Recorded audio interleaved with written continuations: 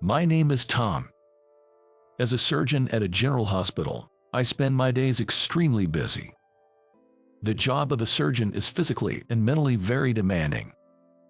My colleagues and junior doctors are always complaining about the busyness.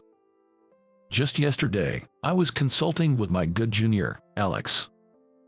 You know, this hospital is just too busy. I'm thinking about moving to another hospital, he said. What are you talking about? A general hospital is the best place to hone your skills, I replied. Despite everyone being exhausted, I was working hard for my wife, Sarah, and my soon-to-be 2-year-old son, Max. Max was angelically cute. When I get home, he greets me with his unsteady steps, calling out Daddy, and it soothes both my body and soul. But child-rearing was more challenging than I imagined at times. Since Sarah's burden of child-rearing inevitably became bigger, I took on as much housework as possible. I was not good at cooking, so I left that to Sarah, but I eagerly did what I could, like cleaning and laundry. Of course, whenever time allowed, I would play with Max or put him to bed, trying to give Sarah some time to rest. I would like to have a second child if possible. But, due to the nature of being a doctor, my life schedule was irregular, and it was hard to find the right timing with Sarah, who was always tired. I had almost given up on bringing up the topic of a second child with Sarah. Even though it might be difficult right now, I have Max, who is more precious than anything, and I decided to wait patiently until Sarah gets into the pace of parenting. I thought so and was struggling with work and raising my son every day. As time went by, it seemed that Sarah was gradually regaining her strength. She seems to be going out during the day, and her smile has increased. You seem to be in good spirits lately, I said. Do you think so? Maybe I'm finally getting the hang of it. Sarah laughed, and I was very happy to hear that. If things continue like this, Sarah might start thinking about a second child. I need to work harder for Sarah and Max. I thought about these things as I went through my days. But as she got better, Sarah started to neglect cooking. In the beginning it was only occasional, but gradually it became more and more frequent to have takeaway or delivery. Sorry, I didn't have time today. Is takeaway hamburger okay? She said apologetically at first. Eventually, when I came home, she was asleep, and a store-bought hamburger was left alone in the dark room. I found out that Max was being left at the daycare quite often. I thought Sarah needed a change of pace and didn't say anything at first, but she started to leave him there until quite late almost every day. I can't make it in time, can you pick him up? She asked me more than once or twice. This must be going too far with outings. I was determined to have a serious talk with Sarah. One day, when I went to pick up Max from daycare as usual, a staff member approached me hesitantly and said, "Excuse me, can I have a moment?" "Yes," I replied. "It's about Max. Is he eating well at home?" "Excuse me. We think Max might have lost a bit of weight." Now hearing that, I feel the same way. When we give out snacks here, he eats them so eagerly, it made us a little concerned. "I see. Thank you for bringing up something so difficult. I'll check with my wife." I answered calmly, but I was filled with remorse towards Max. But more than that, intense anger was welling up inside me towards Sarah. Could it be that she hasn't been providing proper meals to Max? If that's the case, it's unforgivable. Not just for me, but for Max. I thought I'd give her a piece of my mind today. With that thought, I headed home. When I got home, Sarah wasn't back yet. There was instant food on the table, but I didn't touch it and ate a deli I bought on the way home. The deli is from a nearby place known for its delicious and nutritionally balanced. "Max, is it good?" "Yum, yum." Max was happily gobbling down the meat. Watching him made me feel guilty again. When I weighed Max during his bath, as expected, his weight had decreased. As I was dressing Max in his pajamas, trying desperately to hide my frustration, I heard a sound from the entrance. It was Sarah. "Welcome back. I'm home. I need to talk to you about something. Now, I just want to sleep." I was irked by Sarah's selfishness. After all her fun, she plans to sleep without even checking on Max. Yes, right now. Perhaps sensing my anger, Sarah reluctantly followed me to the living room. The daycare staff mentioned today that Max might not be getting proper meals. "Lately, my dinner has been nothing but instant foods too. Aren't you slacking off a bit too much?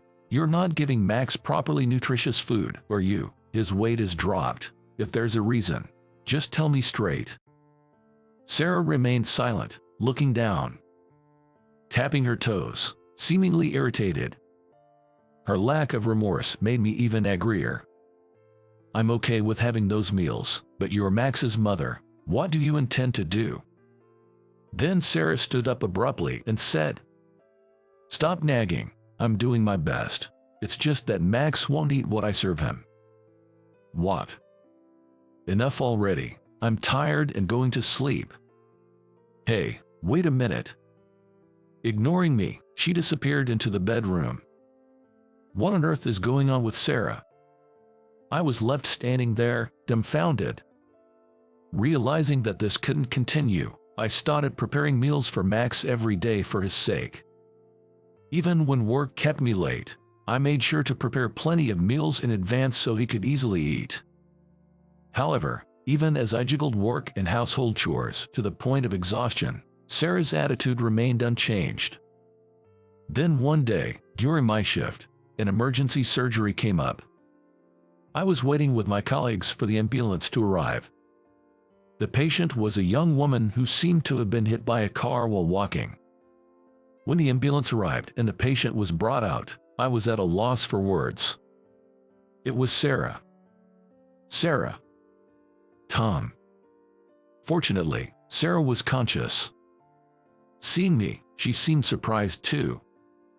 As she was carried on the stretcher, Sarah explained to me what had happened.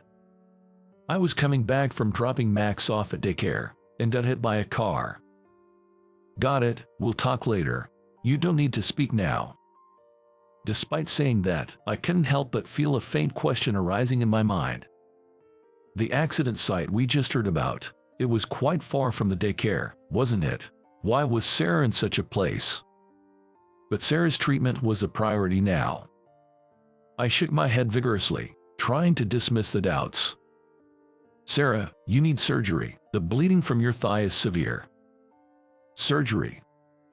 "Yes. Can you take off your clothes? If it's too painful, we'll have to cut them off." "Take off my clothes? No. No way. I know it might be embarrassing, but this is not the time for that. We can't proceed with a surgery like this." "Then don't do it. Absolutely not." "What's going on? If we don't do something, your life is in danger." I desperately tried to persuade Sarah, but she adamantly refused to take off her clothes. We couldn't get anywhere. We had to stop the bleeding somehow. I decided to have the anesthesiologist administer anesthesia and proceed with the surgery forcibly. Once Sarah was unconscious, we began the preparations for the surgery. As we undressed her to change her into surgical attire, a nurse noticed a tattoo around her waist. Then she asked me, "Your wife has a tattoo?" "No, I didn't know that." "When did Sarah get a tattoo?" Upon closer inspection, it appeared to be initials. But it wasn't my initials. As I was intently looking at the tattoo, I noticed one of the juniors retreating from the buzzing crowd. It was Alex, the one I had counseled before. "What's going on? He looks pale as a ghost." Something was nagging at me. But this was not the time for that. I forced myself to look away from the tattoo and went back to preparing for the surgery. The surgery was successfully completed, and Sarah was hospitalized for a short while. Although I was relieved that the surgery was over, the thought of Sarah's tattoo haunted me, and a sense of unease clung to me. "Daddy." Startled by Max's lonely voice, I snapped back to reality. I realized Max was looking at me with tears in his eyes. "Max, Mommy is okay, don't worry." Then, silently, Max clutched the hem of my shirt tightly. Right, Max has been feeling insecure all this time. I felt unbearable and hugged Max tightly. I must not let this continue. Holding Max in my arms, I resolved to clear up the doubts. I decided to hire a detective agency to investigate Sarah to clear the lump in my throat. Though I had my suspicions about Sarah, deep down I hoped it was all a misunderstanding and nothing would come of it. But regrettably, the agency provided undeniable evidence of Sarah's infidelity within just a few days. As I thought. Deep down, I knew. I was just turning a blind eye to reality. And more shocking news was revealed. The cheating partner was one of my junior doctors. It was Alex, who had turned pale when the tattoo was found. It was all too clear upon reflection. The initials on her tattoo matched his. I thought he was a close junior, but he had been betraying me behind my back. I felt as if all strength was draining from my body and my own foolishness. But I couldn't just sit idly by. I have someone I need to protect, Max. I decided to get a divorce and started to organize my things. A few days later, Sarah came home from the hospital, using crutches. "What's this all about?" Seeing the living room packed up as if we were about to move, Sarah let out a surprised gasp. She stood frozen at the entrance, seemingly not having expected this. But when she saw the divorce papers on the table, she murmured, "Ah, I see," and sat down quietly in a chair. "I know everything." I showed Sarah the report from the detective agency and said calmly, "So, all the outings were for this reason. I can no longer trust you. Let's get a divorce. After all the betrayal, you can't possibly object, right?" Then, with a sigh mixed with a chuckle, Sarah said, "I won't say anything. Fine, let's get a divorce." Her casual tone irritated me. Despite being at fault, she had the nerve to act so defiant. I didn't want to talk anymore, but there was something I had to ask. "Why did you have an affair? Are you really in love with that guy?" "Yes, seriously, actually, he was the one from the start." "What do you mean? You really didn't notice? How naive." Saying that, Sarah smirked maliciously. "I've been with him long before we got married." "What?" I felt as if I had been struck hard on the back of my head. "But he was just a resident with no money. I married you for financial stability and continued seeing him. So, you've both been deceiving me this whole time." "Well, you could say that. My bad." Sarah said it lightly, not seeming to feel guilty at all. "This is just too much." A mix of anger and sorrow made my head spin. Without paying any attention to how I felt, she continued, "But now he's a full-fledged doctor. I'm going to divorce you and marry him. It's good that we got caught." I glared at her, holding back tears. "You, what a person you are. Thank you for everything," she said with a sneer, appearing as a stranger to me.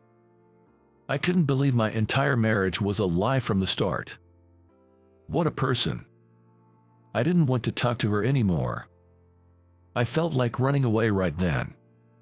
But there was still something important to decide. I took a deep breath to maintain my composure and broached the most crucial topic.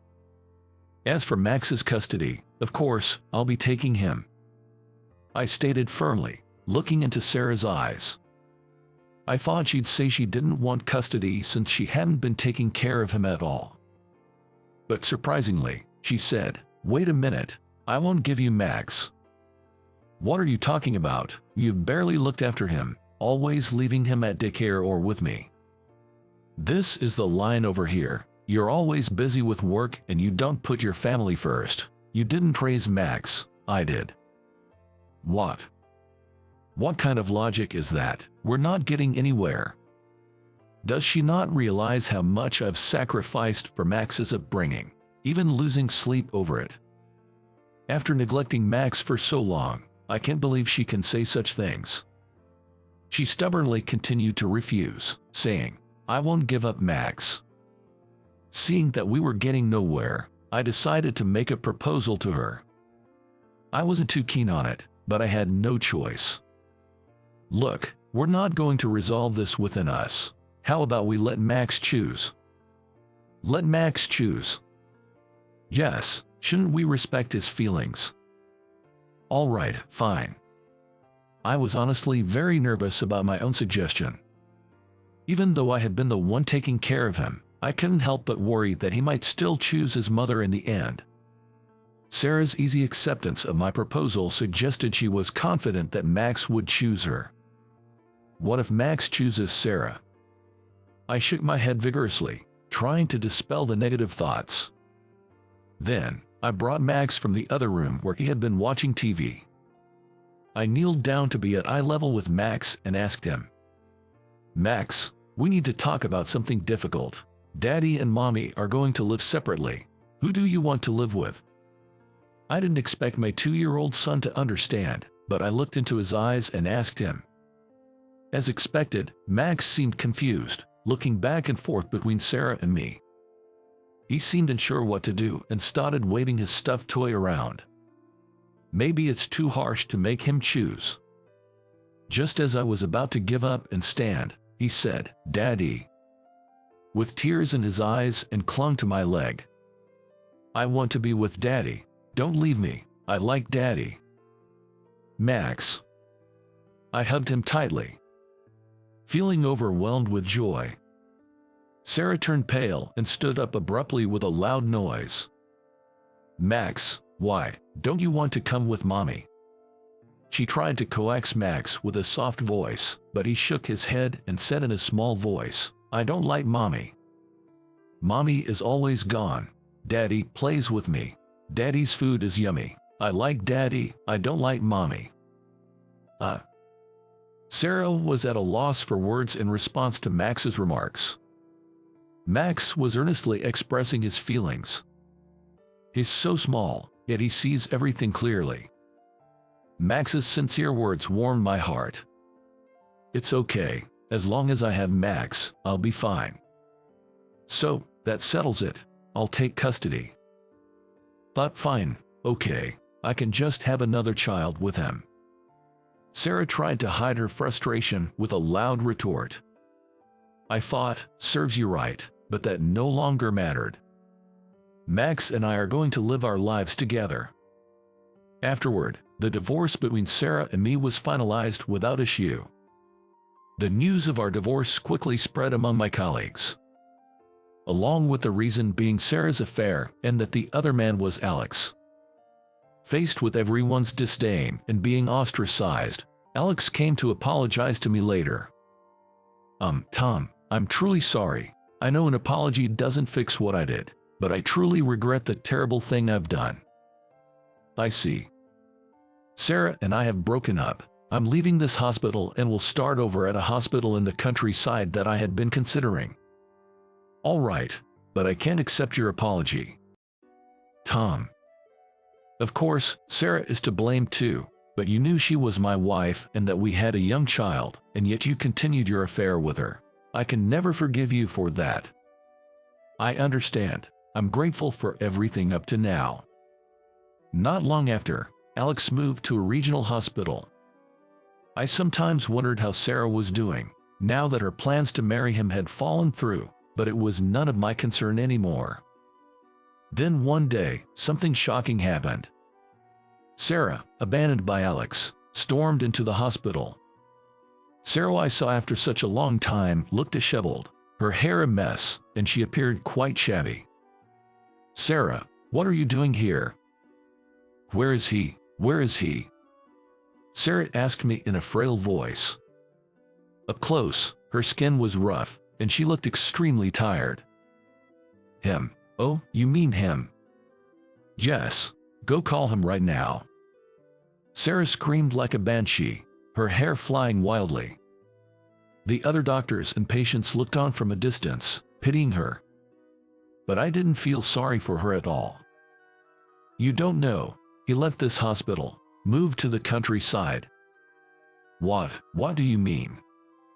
Poor you, got dumped. Oh, seems like you don't even know where he went. Tough break.